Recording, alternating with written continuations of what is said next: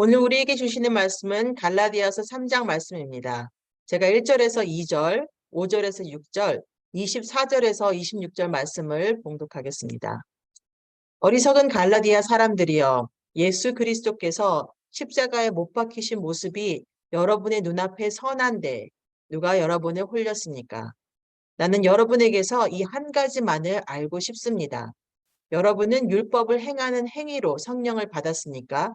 그렇지 않으면 믿음의 소식을 들어서 성령을 받았습니까? 여러분은 그렇게도 어리석습니까?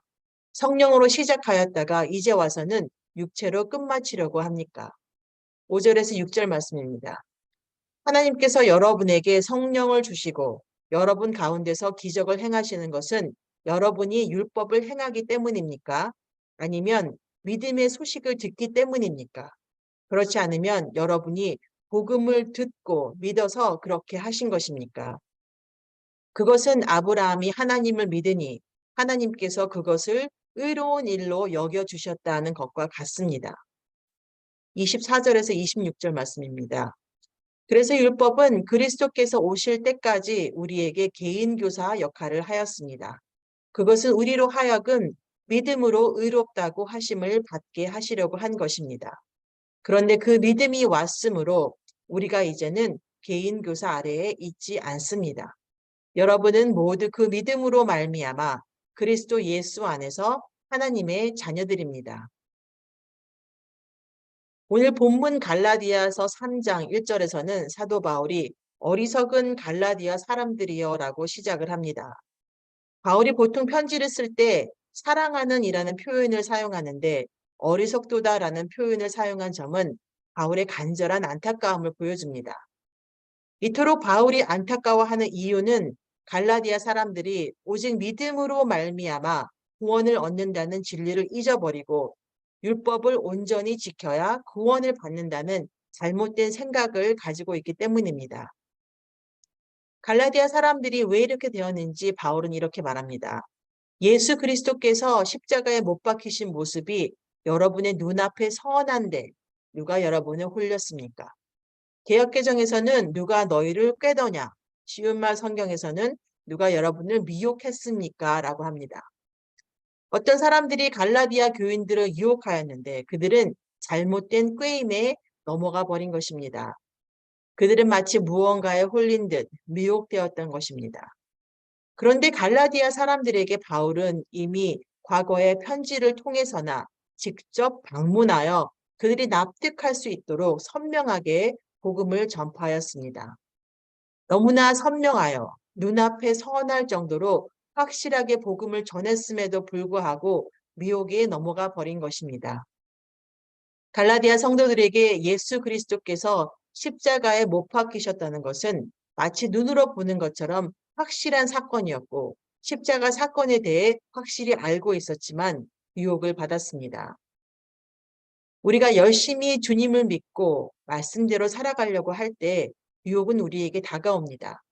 그래서 우리는 늘 미혹당하지 않도록 깨어 준비해야 합니다. 어떻게 하면 미혹당하지 않을까요? 먼저 우리는 말씀을 제대로 잘 알아야 합니다. 갈라디아 성도들에게 유혹은 선한 것인지 악한 것인지 분별하기가 쉽지 않을 것으로 다가왔습니다. 율법을 온전히 지켜야 구원을 얻는다는 것은 율법 지키는 것을 삶으로 살아왔던 유대인들에게는 그럴싸하게 들리는 말이었습니다. 그러나 하나님의 말씀은 우리에게 구원은 오직 예수님에게 있다고 가르쳐 주십니다. 사도행전 16장에서 바울과 실라가 감옥에 갇혔을 때 일어난 사건이 기록되어 있는데요. 지진이 일어나 감옥문이 다 열리고 죄수들이 다 도망간 줄 알았던 간수가 자결을 하려고 할 때 바울이 내 몸을 상하게 하지 마라. 우리가 다 여기 있노라 하며 자결을 막습니다. 그때 간수가 바울에게 이렇게 질문합니다. 내가 어떻게 해야 구원을 얻을 수 있습니까? 바울이 이렇게 답하지요. 주 예수를 믿으시오. 그리하면 그대와 그대의 집안이 구원을 얻을 것입니다. 예수님만이 구원에 이르는 길입니다.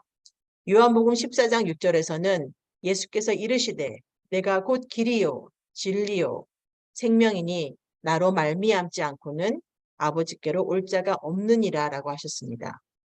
구원의 길은 오직 예수님입니다. 복음은 예수님께서 저와 여러분을 사랑하셔서 십자가에 달려 돌아가시고 3일 만에 다시 부활하셨고 그 예수님을 믿기만 하면 구원을 받는다는 기쁜 소식입니다. 저와 여러분을 사랑하셔서 십자가에서 우리의 죗값을 다 치르신 그 사랑을 믿기만 하면 되는 것입니다. 에베소서 1장 13절에서는 그 안에서 너희도 진리의 말씀, 곧 너희의 구원의 복음을 듣고 그 안에서 또한 믿어라고 했습니다. 구원의 길은 예수님이시고 우리는 그 구원의 복음을 듣고 믿어야 합니다. 왜냐하면 하나님은 우리의 행위로는 구원을 받을 수 없다고 분명히 말하셨기 때문입니다. 에베소서 2장 8절에서 여러분은 믿음을 통하여 은혜로 구원을 얻었습니다. 라고 했습니다. 이것은 여러분에게서 난 것이 아니요 하나님의 선물입니다. 행위에서 난 것이 아닙니다. 아직 예수님을 믿지 못하시는 분들이 계시다면 이 시간 하나님께서 여러분에게 선물로 주신 구원의 은혜를 받으시기 바랍니다. 여러분이 들은 이 기쁜 소식을 듣고 믿으시기를 바랍니다. 바울은 믿음의 예로 아브라함을 말했는데요. 본문 6절에서 바울은 아브라함이 하나님을 믿으니 하나님께서 그것을 의로운 일로 여겨주셨다라고 합니다. 아브라함이 무엇을 했나요? 그는 믿었습니다. 믿었더니 무슨 일이 일어났나요? 하나님께서 그것을 의로운 일로 여겨주셨다라고 합니다. 의로운 일로 여겨주셨다는 것은 죄인이 그 죄로부터 사면되었음을 나타내는 말입니다. 어느 죄수가 배심원의 판결을 받기 위해 들어왔습니다. 배심원의 대표가 일어나 이렇게 말합니다. 우리는 피고가 무죄라고 판결합니다. 이것은 그에게 아무 죄가 없다는 뜻이죠. 죄로부터 자유라는 무죄 선고를 받은 것입니다. 의롭게 하다는 말은 곧 그리스도를 믿으면 그를 통하여 죄인된 우리가 그 죄로부터 사면되었음을 뜻합니다. 하지만 갈라디아 성도들은 모세의 율법을 지켜야 구원을 얻는다고 잘못 생각했습니다. 그것이 잘못된 것임을 바울은 11절에서 말합니다. 율법으로는 아무도 의롭게 되지 못한다는 것이 명백합니다. 로마서 3장 20절에서 바울은 똑같이 말합니다. 그러므로 율법의 행위로는 하나님 앞에서 의롭다고 인정받을 사람이 아무도 없습니다. 갈라디아서 2장 16절에서는 이렇게 말하는데요. 그리스도를 믿음으로써 의롭다 함을 얻으려 함이라. 율법의 행위로서는 의롭다 함을 받을 육체가 없느니라. 우리는 믿음으로 의롭다 함을 받았습니다. 6절에서 아브라함이 하나님을 믿으니 하나님께서 그것을 의로운 일로 여겨주셨다라고 합니다. 아브라함이 하나님의 부르심을 받았을 때는 모세의 율법이 없었습니다. 아브라함이 하나님께 의롭다 칭함을 받은 것은 율법을 지키는 행위에서가 아니라 그의 믿음으로 인함이었습니다. 그가 하나뿐인 아들 이삭을 하나님께 드리려 한 것은 율법의 행위가 아닌 믿음으로 인해 하나님의 명령에 순종한 것입니다. 아브라함이 믿고 순종함으로 하나님의 자녀가 된 것처럼 믿음으로 구원을 받은 이들 역시 하나님의 자녀로서 아브라함의 복을 받아 누리는 것입니다. 바로 그 복은 예수 그리스도를 믿음으로 얻는 구원입니다. 우리가 어떻게 구원을 받을 수 있나요? 복음을 듣고 믿는 것입니다. 오직 예수 그리스도께서 저와 여러분을 사랑하셔서 십자가에서 확증하신 그분의 사랑을 들었고 믿는 것입니다. 주 예수 그리스도를 믿으면 우리가 구원을 받게 되고 구원을 받는다는 것은 의롭다 함을 얻는 것이고 의롭다 함이란 예수 그리스도를 통하여 우리가 죄로부터 사면되었음을 뜻합니다. 우리는 예수님 때문에 무죄 판결을 받았습니다. 예수님께서 우리의 죄값을 다 치르셨습니다. 사람이 아무리 율법을 지키면서 살려고 해도 의롭다 함을 얻을 수가 없습니다. 율법은 예수님이 오실 때까지 우리에게 개인교사 역할을 하였다고 오늘 본문은 말합니다. 하나님의 율법을 주신 이유는 율법으로 우리가 죄인임을 깨달아 예수 그리스도께 인도하는 교사의 역할을 주신 것입니다. 쉽게 이해하자면 도로 옆에 있는 게시판처럼 목적지에 도착하도록 도움을 주는 것이 율법이었습니다. 하지만 이제는 예수님이 오셨기 때문에 우리는 더 이상 개인 교사가 필요하지 않습니다. 우리는 모두 믿음으로 그리스도 예수 안에서 하나님의 자녀가 되었습니다. 요한복음 1장 12절에서 영접하는 자, 곧 그 이름을 믿는 자들에게는 하나님의 자녀가 되는 권세를 주셨다고 합니다. 예수 그리스도를 믿은 저와 여러분에게 하나님의 자녀가 되는 권세가 주어진 것입니다. 만물을 창조하신 여호와 하나님이 우리의 아버지입니다. 이 얼마나 기쁜 소식인가요? 우리는 복음을 들었습니다. 그 복음을 믿었습니다. 우리의 믿음으로 의롭다함을 얻었고 이제는 그리스도와 하나가 되었으며 그리스도를 옷으로 입은 사람들이 되었습니다. 구원의 은혜를 받은 사랑하는 성도님 여러분, 값없이 주신 예수님의 사랑을 믿기만 하면 구원을 받는다는 복음은 무언가를 얻기 위해 대가를 치러야 하는 세상에서 살고 있는 사람들이 받아들이기에는 말도 안 되는 것일 수도 있습니다. 하지만 하나님은 우리에게 그 크신 사랑을 예수 그리스도를 통해 주셨고 확증하셨습니다. 복음을 제대로 잘 알아 미혹당하지 않도록 여러분의 마음을 말씀으로 잘 지키시기 바랍니다. 오늘 여러분의 주위에 아직도 복음을 듣지 못하신 가족들과 친구들, 이웃이 있나요?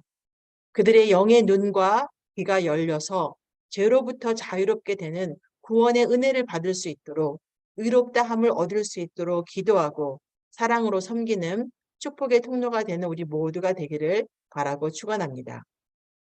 두 가지 기도 제목으로 함께 기도하겠습니다. 예수님을 믿고 순종하며 살려고 할 때 우리를 넘어뜨리려고 하는 크고 작은 일들이 일어납니다. 가정에서, 직장에서, 심지어는 교회에서 우리를 흔드는 미혹의 영들이 있습니다. 우리 모두가 미혹당하지 않고 흔들리지 않고 말씀 위에 굳게 설 수 있도록 기도하겠습니다. 두 번째로는 내 주위에 아직도 주님을 모르는 가족과 친구, 이웃들을 위해서 기도하기를 바랍니다. 생각나시는 분들의 이름을 부르면서 그분들이 복음을 듣고 마음이 열려서 주 예수 그리스도를 영접하는 구원의 은혜가 임하도록 함께 기도하겠습니다.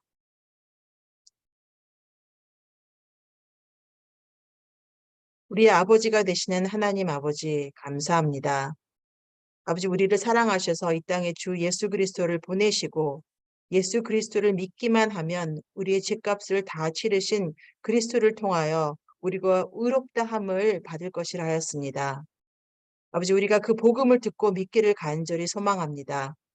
우리를 흔드는 삶의 여러 가지 크고 작은 일들에서 우리가 미혹당하지 않고 오직 그 복음만을 붙들고 말씀만을 붙들고 나아가는 우리 사랑하는 성도님이 될 수 있도록 인도하여 주시옵소서. 아직도 우리 주위에 주님을 모르는 불쌍한 영혼들이 있습니다.